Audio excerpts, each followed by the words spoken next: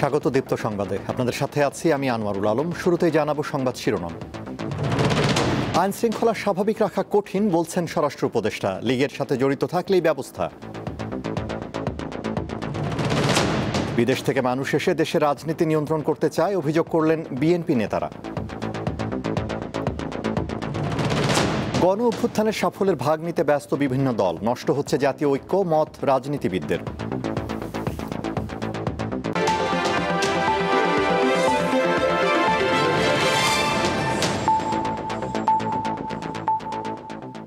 এবারে বিস্তারিত। আইন শৃঙ্খলা পরিস্থিতি স্বাভাবিক রাখা অনেক কঠিন কাজ বলে অসহায়ত্ব প্রকাশ করেছেন স্বরাষ্ট্র উপদেষ্টা জাহাঙ্গীর আলম চৌধুরী। তিনি বলেন, নিষিদ্ধ সংগঠন আওয়ামী লীগের সাথে আইন শৃঙ্খলা বাহিনীর কেউ জড়িত থাকলে ব্যবস্থা নেওয়া হবে। রায়ের বাজার গণকবরে থাকা জুলাই আন্দোলনের শহীদদের পরিচয় শনাক্তে উদ্যোগ নেওয়ার কথাও জানান স্বরাষ্ট্র উপদেষ্টা। জুলাই আন্দোলনে ক্ষতিগ্রস্ত থানার সার্বিক কার্যক্রম পরিদর্শনে শনিবার সকালে রাজধানীর মোহাম্মদপুর থানায় যান স্বরাষ্ট্র উপদেষ্টা জাহাঙ্গীর আলম চৌধুরী। এ সময় থানার বিভিন্ন কক্ষ পরিদর্শন করেন তিনি।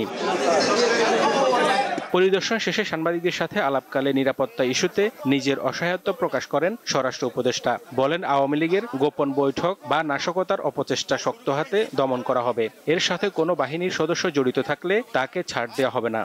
আপনারা দেখেন দেশের আইন শৃঙ্খলা পরিস্থিতি কন্ট্রোল করা কি কষ্ট। তাদের কার্যক্রম নিষিদ্ধ করা হয়েছে। এবং তারাও যদি কোনো রকমের অপকর্ম করতে চায় কোনো রকমের ছাড় পাবে না। থানা পরিদর্শন শেষে জুলাই আন্দোলনের শহীদদের গণকবর জিয়ারত করতে রায়ের বাজার বধ্যভূমিতে যান স্বরাষ্ট্র উপদেষ্টা। জিয়ারত শেষে শহীদদের মরদেহ শনাক্তে কবর খোঁড়ার কথা জানান তিনি।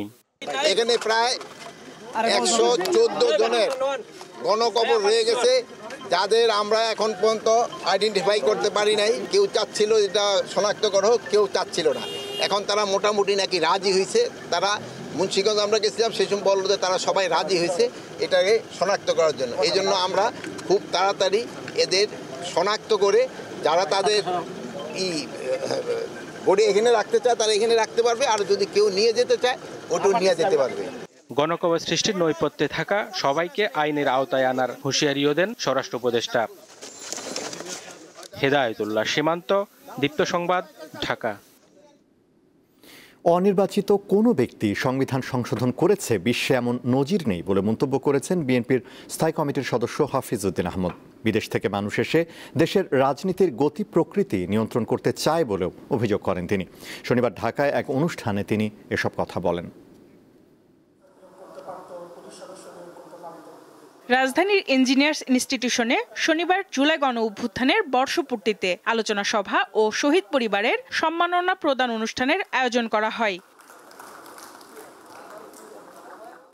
এ সময় বিএনপি স্থায়ী কমিটির সদস্য হাফিজ উদ্দিন অভিযোগ করে বলেন, বিশ্বে এমন কোনো দেশ নেই যেখানে অনির্বাচিত সরকার সে দেশের সংবিধান সংশোধন করতে চায়। মুক্তিযুদ্ধ করে যে সংবিধান লেখা হয়েছে তা মিথ্যা প্রমাণ করার চেষ্টা হচ্ছে বলে অভিযোগ করেন তিনি।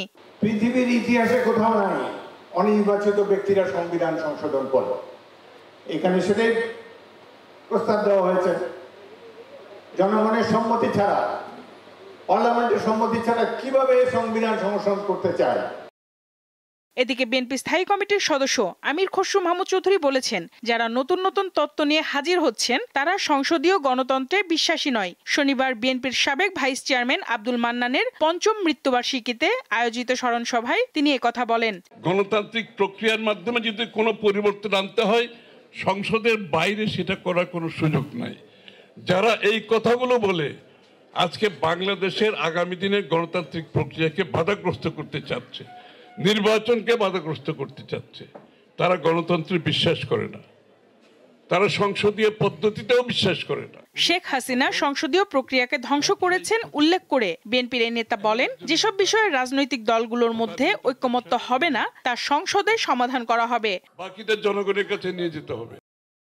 সঞ্জিদা প্লাবনী, দীপ্ত সংবাদ, ঢাকা। ছাত্র জনতার গণ অভ্যুত্থানের সৃষ্ট সাফল্যের ভাগ নিতে এখন অনেকে ব্যস্ত। এতে নষ্ট হচ্ছে জাতীয় ঐক্য। জনগণের গণতান্ত্রিক আকাঙ্ক্ষা পূরণ না হলে আবার ক্ষোভের বহিঃপ্রকাশ হতে পারে। আজ রাজধানীতে এক আলোচনায় এমনটি বললেন কয়েকটি রাজনৈতিক দলের নেতারা। শনিবার ঢাকা রিপোর্টার্স ইউনিটিতে ফিরে দেখা রক্তঝরা জুলাই আগস্ট প্রত্যাশা আর প্রাপ্তি কথকতা শিরোনামে এই আলোচনা সভার আয়োজন করে বাংলাদেশের বিপ্লবী ওয়ার্কার্স পার্টি। এতে গণ অভ্যুত্থানের সংশ্লিষ্ট বিভিন্ন রাজনৈতিক দলের কেন্দ্রীয় নেতারা অংশ নেন। বক্তারা বলেন, ছাত্র জনতার রক্তাক্ত অভ্যুত্থানের মাধ্যমে আওয়ামী লীগ শাসনের অবসান হলেও নতুন বাংলাদেশের বাস্তবায়ন এখনো শুরু হয়নি। সবাই মাস্টারমাইন্ড হতে চান, এরপরে তো সব ভিলেন হয়ে যাবেন গণভিলেন। যারা নিপীড়িত হয়ে নিজের দলের পরিচয় গোপন রেখে রাজনীতি করেছেন, আজকে হঠাৎ তাদের অহংকার, আজকে হঠাৎ তাদের বিশাল বিশাল সমাবেশে তাদের দৌর্দণ্ড প্রতাপ, নাগরিক অধিকার এবং মর্যাদার একটা নতুন বাংলাদেশ বিনির্মাণ করতে চেয়েছিলাম। এখন সিম্পল এবং মৌলিক কিছু সংস্কার এই সরকার চাইলে যেটা করতো, বিএনপিও বাধা দিত না, কেউ বাধা দিত না, জামাতও বাধা দিত না, আমরা কেউ আমরা বাধা দিতাম না। হয়েছে সত্যিকার অর্থেই প্রশাসনের বিএনপি এবং জামাতের পুনর্বাসন। অন্য বক্তারা অভিযোগ করেন, স্বাধীনতার পর যেভাবে সাধারণ মানুষের আকাঙ্ক্ষা ধূলিসাৎ হয়েছে, ২৪-এর বিপ্লবের পরও তেমনটি হচ্ছে। আমরা জুলাইয়ের অনেক রক্ষা করতে চাচ্ছি, চেতনা জুলাইকে সবসময় কথা বলছি। এটা অনেকটা ৭১ সালের মতো হয়ে যাচ্ছে। ১৯৭১ সালেরও আমরা রাজনৈতিক ব্যাপার দেখেছি, কিন্তু সত্যিকার যুদ্ধের যে আকাঙ্ক্ষা স্বপ্ন, সেইটাকে আসলে আমরা দেখলাম যে আজকেও একই ধারায় মনে হচ্ছে না। এইসব দিক থেকে মনে হয় যে নতুন বন্দোবস্ত হচ্ছে না। আমাদের অনেকেই আমরা তখন মারা যেতে পারতাম, অথবা আমরা এখন বন্ধু হাসপাতালে থাকতে হতে পারতাম। আমি ৮-১০ বার আহত হওয়া, হাসপাতালে যাওয়া, নেতা কর্মীদের মারা যাওয়া, হওয়া। তো এটা এই গল্পটা ৭০ দিনের সাথে পুরো জমিনটা তৈরি হয়েছে ১৬ গণতন্ত্র প্রতিষ্ঠা ও মানুষের প্রত্যাশা কিভাবে পূরণ হতে পারে তা বললেন বিএনপির এই কেন্দ্রীয় নেতা। আপনার সেই গণতান্ত্রিক প্রক্রিয়ায় উত্তরণের পথে বিলম্ব করবেন না, তাহলে কিন্তু বাংলাদেশের মানুষ তারা কিন্তু আবার জেগে উঠবে। সর্বস্তরের মানুষের অংশগ্রহণে জুলাই গণ অভ্যুত্থান হয়েছে উল্লেখ করে আলোচকরা জনগণের স্বার্থ সবকিছুর আগে বিবেচনায় নেওয়ার তাগিদ দেন। লাবণী গুহ, দীপ্ত সংবাদ, ঢাকা।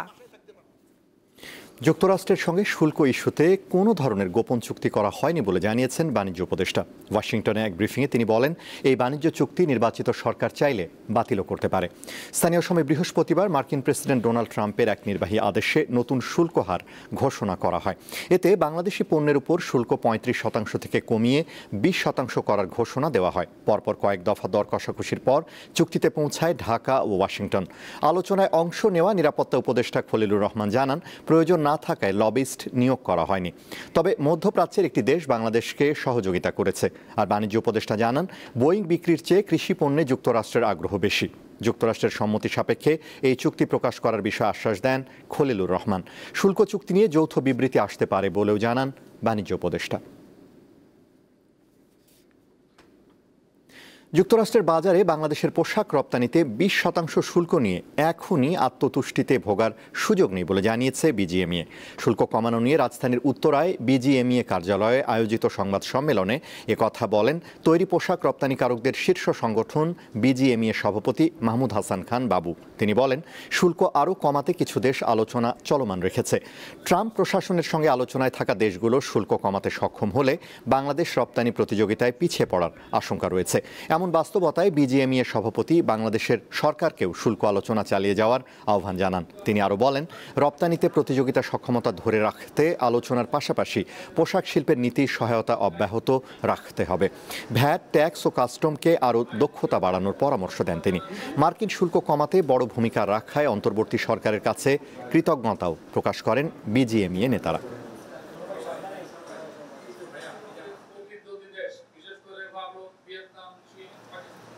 যুক্তরাষ্ট্রে ওয়েটেড এভারেজ ট্যারিফ ছিল 16.5%, যেটা এমএফএ এর অধীনে দিতাম।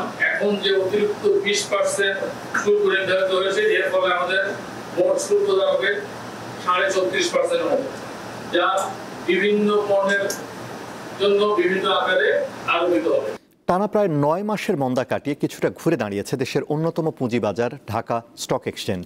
দেশি বিদেশি বিনিয়োগকারীরা বাজারে ফিরতে শুরু করায় শেয়ার বাজারে লেনদেন ও সূচক দুটোই বেড়েছে বলে জানান বিশ্লেষকরা। এছাড়া সঞ্চয়পত্র সহ বিভিন্ন ব্যাংক আমানতের সুদের হার কমে যাওয়ায় বিনিয়োগকারীরা শেয়ার বাজারমুখী হচ্ছেন বলে মনে করেন তারা। দীর্ঘ দরপতন কাটিয়ে কিছুটা স্থিতিশীল দেশের পুঁজিবাজার। ঢাকা স্টক এক্সচেঞ্জে কদিন আগেও 200 থেকে 300 কোটি টাকার লেনদেন এখন দাঁড়িয়েছে 700 থেকে 800 কোটি টাকার ঘরে। লেনদেনের পরিমাণ বাড়তে থাকায় বিনিয়োগকারীরাও আস্থা ফিরে পেতে শুরু করেছেন।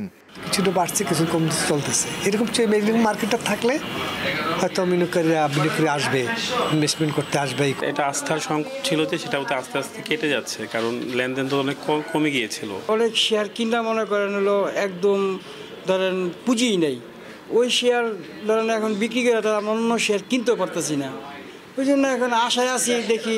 সপ্তাহের প্রথম কার্যদিবসে ডিএসসিতে বাজার মূলধন প্রায় 7,08,000 কোটি টাকা দিয়ে শুরু করলেও প্রতিদিনই ইতিবাচক ধারা দেখা গেছে। এছাড়া প্রতিটি কার্যদিবসে লেনদেন বৃদ্ধি ছিল চোখে পড়ার মতো। দুই একদিন কমছেও, আবার কিন্তু ঘুরে দাঁড়াইছে, এবং বিশেষ করে দু একটা কোম্পানির ইপিএস খারাপ আসাতে মাঝখানে একটু কমে গেছিল, সেটা আবার টার্ন অ্যারাউন্ড হচ্ছে, এবং মানে পুরো সপ্তাহটা এক কথা বললে গেলে ভালো টার্নওভার ছিল, ইন্ডেক্সও ভালো পারফর্ম করছে, এবং ভালো কোম্পানির শেয়ারগুলোই বেচা কিনা হয়েছে। বৈদেশিক মুদ্রার রিজার্ভ বৃদ্ধি, প্রবাসী আয়ে ইতিবাচক ধারা এবং রপ্তানি আয়ে প্রবৃদ্ধির ধারা শেয়ার বাজারের প্রভাব রাখছে বলে মত বাজার বিশ্লেষকদের। একটা বিনিয়োগকারী দেখবে যে বাজারে আস্থার জায়গাটা পুনরুদ্ধার হচ্ছে, বাজারের কারসাজিকারকদের জায়গা সীমিত হচ্ছে, বাজারে যারা বিনিয়োগ করবেন তার বিনিয়োগ সুরক্ষার জায়গাগুলো তৈরি হচ্ছে, এবং সর্বোপরি এটা নিশ্চিত করতে হবে যে সর্বোচ্চ নিয়ন্ত্রণ সংস্থার ভিতরে যে বিশৃঙ্খলা ছিল সেটাও কিন্তু এক ধরনের সমাপ্তি ঘটেছে, এবং নিয়ন্ত্রণ সংস্থার সর্বোচ্চ পর্যায়ে যারা দায়িত্বে আছেন তারা দৃশ্যমান, সৎ এবং বলা চলে যে যোগ্য ব্যক্তি। ফলে সবগুলো জিনিসকে বিনিয়োগকারী মনে একটা প্রত্যাশা তৈরি করেছে বাজারে, দেশি এবং বিদেশি। একই সঙ্গে বাজারের প্রতি সরকার ও নিয়ন্ত্রক সংস্থা Bangladesh security and exchange commission BSECর বিভিন্ন পদক্ষেপ বাজারকে আরও সামনের দিকে এগিয়ে নেবে বলে আশা বিশ্লেষকদের। শাহরিয়ার ইমন, দীপ্ত সংবাদ, ঢাকা। অবরুদ্ধ গাজায় হামলা চালিয়ে একদিনে আরও অন্তত 82 ফিলিস্তিনিকে হত্যা করেছে ইসরায়েল। এর মধ্যে ত্রাণ সহায়তা নিতে এসে প্রাণ হারান 38 জন। শুক্রবার গাজার স্বাস্থ্য মন্ত্রণালয় জানায় এদিন গাজায় অনাহারে প্রাণ গেছে 2 শিশুসহ 3 জনের। এতে উপত্যকা জুড়ে ক্ষুধাজনিত মৃত্যুর সংখ্যা বেড়ে 162 জনে দাঁড়িয়েছে। এমন অবস্থায় গাজার বিমান থেকে খাবার ফেলছে 6টি দেশ। ফ্রান্স, জার্মানি, স্পেন, মিশর, জর্ডান এবং সংযুক্ত আরব আমিরাতের পক্ষ থেকে যৌথ উদ্যোগে 126টি প্যাকেজ ফেলা হয়।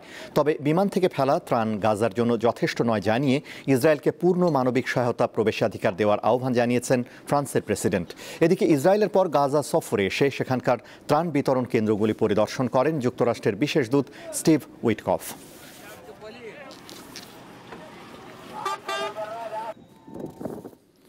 খেলার খবর। অনূর্ধ্ব 20 নারী AFC কাপের বাছাই পর্ব খেলতে লাওসের উদ্দেশ্যে রওনা হয়েছে বাংলাদেশ দল। আগামী 6 আগস্ট অনূর্ধ্ব 20 নারী এশিয়ান কাপ বাছাই মিশন শুরু করবে বাংলাদেশ। সেই লক্ষ্যে শনিবার দুপুরে লাওসের বিমানে উঠেছে লাল সবুজের প্রতিনিধিরা।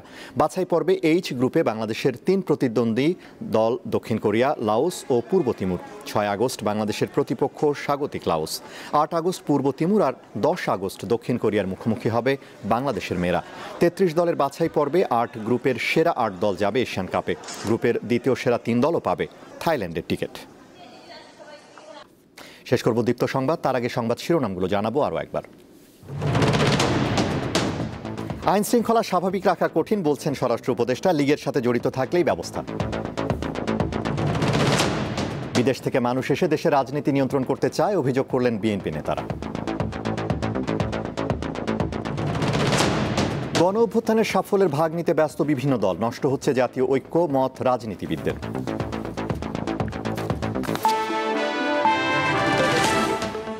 এই ছিল এখনকার মতো। আমাদের পরবর্তী দীপ্ত সংবাদ রাত 11টায় দেখার আমন্ত্রণ। এছাড়া আরও তথ্য বিনোদনের খবর পেতে যুক্ত থাকুন দীপ্তর ডিজিটাল প্ল্যাটফর্মগুলোতে। ধন্যবাদ।